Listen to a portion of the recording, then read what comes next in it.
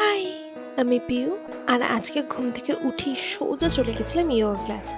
তারপর বাড়ি ফিরে আসার সময় পাশের দোকান থেকেই ওটস, একটু দই আর যা যা দরকার সেগুলো সব নিয়ে চলে আসি রুমে। তারপর বাড়িতে এসে ভাবলাম যেহেতু আজকে একটু হাতে টাইম আছে আর সানডেও, দেন একটু চিলাই বানানো যাক।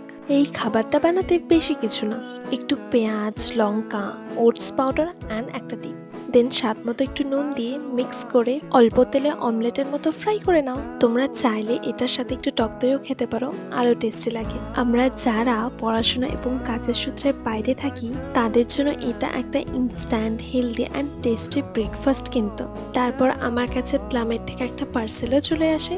দেন আমি স্নান টান করে একটু স্কিন কেয়ার করে নিই। আর এই সানস্ক্রিন তো মাস্ট, যেহেতু আজকে সানডে তাই ভাবলাম আজকে একটা মুভি দেখা যাক।